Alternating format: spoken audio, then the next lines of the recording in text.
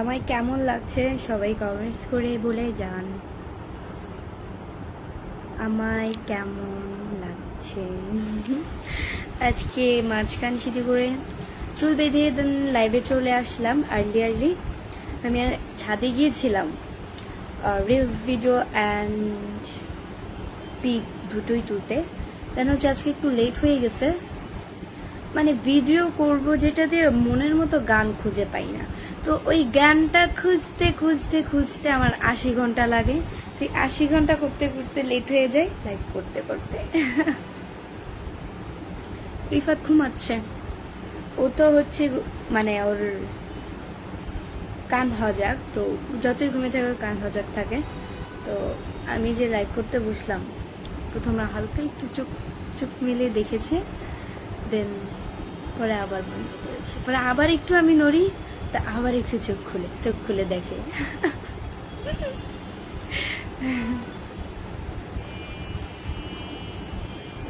আচ্ছা, আমার ওয়াচিং কতজন এটা তো আজকে দেখাচ্ছে না। আমার ওয়াচিং কতজন গাইস, আমার ওয়াচিং কতজন এটা কিন্তু দেখাচ্ছে না।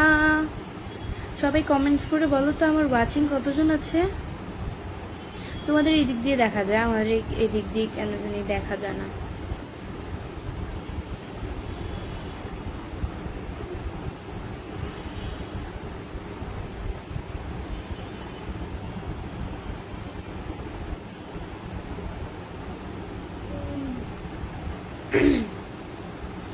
অনেক সুন্দর লাইভ উপস্থাপনা চলছে। Milan printer, thank you so much. সবাই আমার লাইভটা শেয়ার করে দাও, তোমরাও দেখো অ্যান্ড অন্যকেও দেখার সুযোগ করে দাও।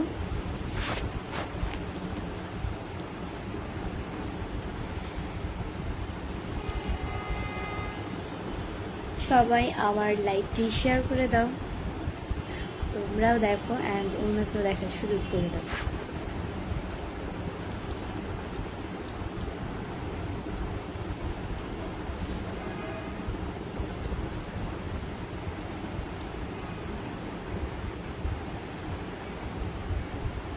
এই ওড়নাটা একেবারেই পিছলা, পুরো যায়।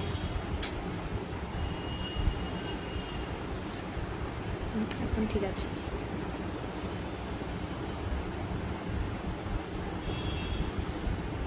আমায় কেমন লাগছে সবাই কমেন্টস করে বলো, আমায় কেমন লাগছে। টিপু আনসারি ভাই লিখেছে আসসালামু আলাইকুম, কেমন আছো আপু। ওয়ালাইকুম আসসালাম, খুব ভালো আছি।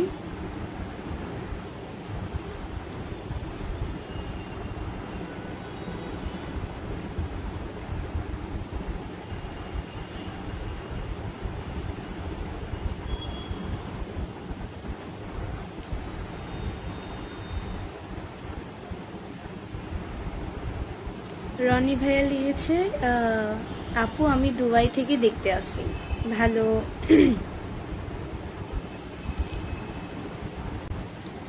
আচ্ছা, তোমরা কি জানো আমার এই পেজ ছাড়াও আরেকটি পেজ আছে নিউ, যেটা আমি কিছুদিন হবে খুলেছি।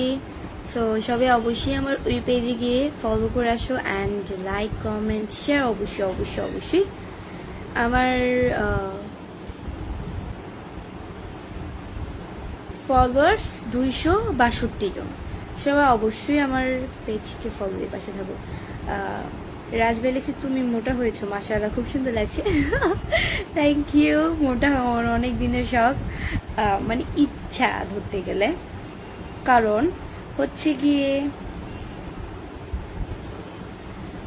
হচ্ছে এটা আমার ছোট থেকে স্বপ্ন। এত চিকন আমার ভালো লাগে না। আমি তো 1 বছর আগে খুব চিকন ছিলাম, আপনারাও তো দেখেছেন। যারা আমাকে একদম শুরু থেকে চিনেন তারা তো অবশ্যই দেখে থাকবেন। তো এটাই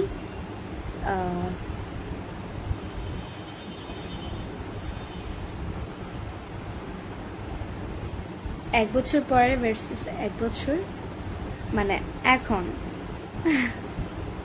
বর্তমান। আমি কারো অতীত নিয়ে কখনো ঘাটি না, অ্যান্ড আমার অতীত ভালো লাগে না। বর্তমান নিয়ে আমি থাকতে ভালোবাসি,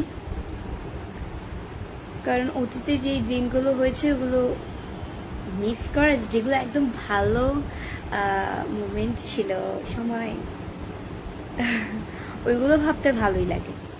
আর যেগুলো খারাপ সময়, তো ওইসব নিয়ে আমি এত ঘাটাঘাটি করি না, তো ভাবি না। আমি আমার বর্তমান নিয়ে ভাবি, সামনে আমার কিভাবে দিন যাবে, কিভাবে আমি আমার দিনটিকে কিভাবে আমি সারভাইভ করবো, আমি ওইটা নিয়ে ভাবি। আমি অতীত নিয়ে ভাবতে ভালোবাসি না। আচ্ছা, আমার ওয়াচিং কতজন? একজনও তো আজকে বলতেছো না আমার ওয়াচিং কতজন। তোমরা না বললে আমি বুঝবো কি করে? আজকে আমার এখানে দেখাচ্ছে না ওয়াচিংটা, কিছুদিন হলে দেখায় আবার কিছুদিন হলে দেখায় না, ভূতে ধরে ওয়াচিং এ, বিরক্তি ধরে। মুস্তাকিম এম লিখেছে, আপু আপনি সবার কমেন্ট গুলো পড়বেন। সবার কমেন্ট গুলোই রে ভাই আমার পড়ার চেষ্টা করি, কিন্তু লাইভে আসলে সবার কমেন্টের রিপ্লাই দেওয়ার চেষ্টা করি। কিছু মানুষের কমেন্ট মিস্টেক হয়ে যায়, এখানে তো আমার আর কিছু করার নাই। তোমার নাম কি? আশানুর হক। আমার নাম বৃষ্টি। এস এম সোহেল ভাই লিখছে যে মাশাআল্লাহ অনেক সুন্দর লাইভ স্থাপনা, থ্যাংক ইউ, অনেক সুন্দর হয়েছে দিদি। সঞ্জীব রয়, থ্যাংক ইউ সো মাচ। বৃষ্টি রে বৃষ্টি আয়না কাছে। আচ্ছা, এটা জানি কে বলতো আমার চেতাইতে এটা বলে।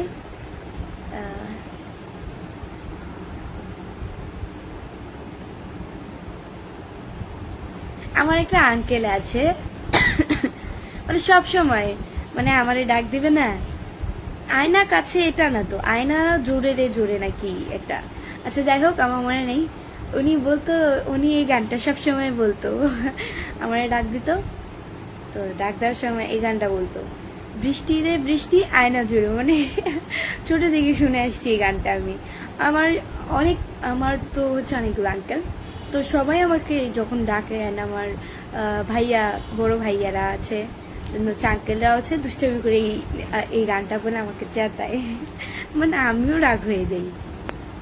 কি খবর আপু? এমজি রিফাত মিয়া, আলহামদুলিল্লাহ খুব ভালো আছি।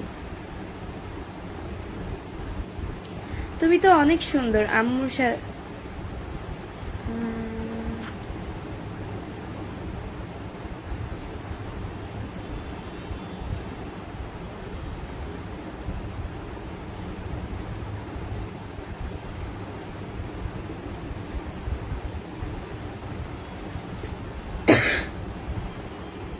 সবাই আমার লাইভটা শেয়ার করে দাও।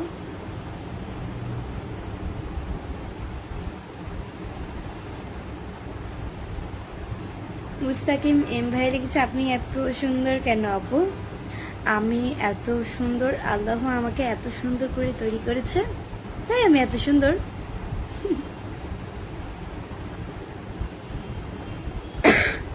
আপু কেমন আছেন?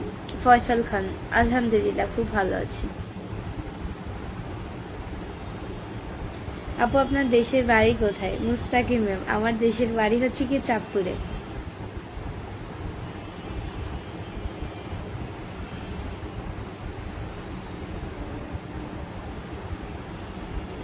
ডায়মন্ড হক ভাইয়া লিখছে, গুড মর্নিং বৃষ্টি, কেমন আছো? গুড মর্নিং, আমি ভালো আছি, আপনি কেমন আছেন? জি ভাইয়া, আমি আপনার অনেক বড় ফ্যান ফয়সাল খান। আমি কোনো সেলিব্রিটি পারসন না। কেমন আছেন? আলহামদুলিল্লাহ ভালো আছি। জুয়েল হোসেন ভাইয়া লিখছে, কেমন আছেন? আমার সালাম নেবেন। আসসালামু আলাইকুম। ওয়ালাইকুম আসসালাম, খুব ভালো আছি। ডায়মন্ড ভাইয়া লিখছে, আজ আমার অফিস ছুটি তাই চলে আসছে। আজ আপনার অফিস ছুটি, মানে ভালো খবর, আপনি এখন 12টা-1টার দিকে ঘুম থেকে উঠেন। আমার স্কুল না থাকলেও আমি সবসময় এই কাজটাই করে থাকি। আমি অতিরিক্ত ঘুমাতে ভালোবাসি, এটা কেন জানি না, কিন্তু মানে অতিরিক্ত ঘুমাতে যখন মানে ঘুমে ধরে আর কি, তখন ঘুমাই। রাতে বলি রাত্রে একটু লেট হয়ে যায় ঘুমাতে ঘুমাতে অতটাও লেট না, 12টা 12:30 দিকে আমি সবসময় ঘুমিয়ে যাই। আর যেদিন ঘুম না আসে আমার, কিন্তু আবার একটা ঘুম আসবে, কিন্তু 6 মাস 9 মাস পরে যে একবার ঘুম আসবে না, ওইটা খুবই জ্বালাতন। মনে করেন যে আমি ঘুম আসবো, ওরে ঘুম, পরে রাত্রে হঠাৎ করে 9 মাস 6 মাস পরই প্রবলেম, ঘুমে ধরে না, মানে চোখ মুজে থেকে ঘুমে ধরে না, এই 3টা 4টা ফজরের আজান দিয়ে দেয়, তারপরে আমার ঘুমিয়ে ধরে না। আমার সবসময় স্কুল না থাকলে, আমি তো স্কুলে হচ্ছে গিয়ে সপ্তাহে একদিন যাই, সব যা যা পড়া কমপ্লিট করা লাগে সব কিছুই আমাকে হোয়াটসঅ্যাপে আমাদের একটা গ্রুপ আছে প্রতিনিয়ত, ওইখানে যত স্কুলে যত পেজ পড়ায়, যত পৃষ্ঠা পেজ পড়ায়, দেন হচ্ছে গিয়ে সব সাবজেক্টই, তো সব এভরিথিং মনে করেন যে আমাকে ওই পড়াগুলো পাঠিয়ে দেয়, দেন আমি ঘরে বসে কমপ্লিট করে ফেলি। আমার স্যার আছে তিনটা সাবজেক্টের জন্য আমার 3টা স্যারই রেখেছে, আর বাকিটা আমি পড়তে পারি, আর বাকি সব আমিই পড়ি। আইডিনার আমার সেম, আইডিনারও হচ্ছে গিয়ে 3টা সাবজেক্টের জন্য ওর 3টা ম্যাম রেখেছে। গ্রামে মনে হয় স্যার পাওয়া যায় না, আচ্ছা যাই হোক। আর এখানে শহরেও তো তেমন একটা পাওয়া যায় না, মেয়ে টিচার সবসময় স্যার থাকে। আমি যে স্যারদের কাছে পড়ি ওরা ভাইয়ারা খুব ভালো, আমাকে অনেক বুঝিয়ে পড়ায়, যেটা অ্যাকচুয়ালি না বুঝি ওইটা পড়ায়। আমি মানে আমার জীবনে আমি একটা আপনাদেরকে ঘটনা বলি। আচ্ছা এটা কি বলবো এখন? কত মিনিট আছে? 16 মিনিট আছে, বলে ফেলি। কথা বলে না, তুমি ঘুমাও, ডাকতেছো কেন আপুকে? আমি হচ্ছে গিয়ে একদিন একটা হিসাব ওইটা ম্যাথ ছিল, খুব কঠিন, ক্লাস 5-এ থাকতে। তখন তো হচ্ছে করোনা ছিল, করোনা ভাইরাস, তো তখন তো হচ্ছে গিয়ে 2 মাস কিন্তু 5-এ আমাদের ক্লাস হয়েছিল, মানে শেষের দিকে। অ্যান্ড শুরুতে তেমন একটা হয়নি, অনলাইনে হয়েছিল, বাট শেষের দিকে হ্যাঁ এরকমই হবে। তো আমাদের অনলাইনে ক্লাস করায়, তো এখন আমারে নাকি একটা ম্যাথের যে হিসাব ওইটা খুব কঠিন ছিল, তো আমি ওটা পারি নাই। আমারে বুঝাইতে ছিল ঠিকই, কিন্তু আমি অতটাও পাত্তা দিই নাই, মানে এই ধ্যানে ছিলাম ওই ধ্যানেও আর খেয়াল করি না। হোয়াটসঅ্যাপে তো ভিডিও কলে তারা স্যাররা পড়ায়, তো এখন আমাকে তারপরে তো স্কুলে যদি কিছু না পারি, ম্যানেজ করে নিতে পারি, বেঞ্চের তলে লুকায় থাকা যায়, মানে স্যার গেলে পরে আরেকটা স্যার আসলে তখন উঠে বসা যায়, কিছুই হয় না। কিন্তু তখন এমন ভাসছি আমি, আমার এই জিঙ্গায়। বৃষ্টি, এটার উত্তর কি হবে বলো তো? মানে কি একটা জানি প্রশ্ন ছিল, আমার মনে নেই, অনেক বছর আগে ক্লাস 5-এ থাকতে, ঠিক মনে থাকে। তো তখন হচ্ছে কি আমাকে বলছিল এটা কি যেন একটা বললে, তা আমি বলছি এটার হিসাব কত। এখন আমি আকাশ থেকে বসছি বর্তমানে এই কথাটা শুনে। ভিডিও কলে কি আর বেঞ্চের তলে লুকানো যায়? তো ভিডিও কলটা একটু সরাসরি থাকে। তো আমি আবার বলছি যে জি স্যার, আপনার কথাটা শুনি নাই, নেটওয়ার্কের প্রবলেম ছিল, আরেকবার বলবেন প্লিজ। শুনি নাই, হ্যালো হ্যালো হ্যালো লিখে আমি অনলাইন থেকে ভিডিও কল থেকে। আমার যতগুলো ফ্রেন্ড আছে স্কুলে, দেন হচ্ছে ওরা এই বিষয়টা নিয়ে এত পরিমাণ হাসাহাসি করছে। ওই সময়টা তারা স্ক্রিন রেকর্ডিং করে দেন হচ্ছে গিয়ে আমাকে সবাই খালি পাঠাচ্ছে যে তোর চালাকি ধরে ফেলেছি।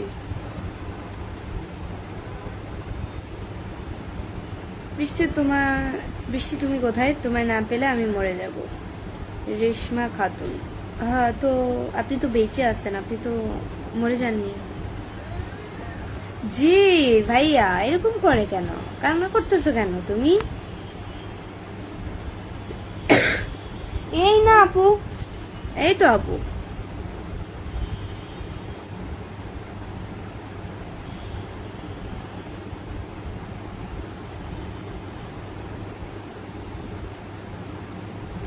এইসব মজাগুলো এত পরিমাণ মিস করি যা বলার মতো না।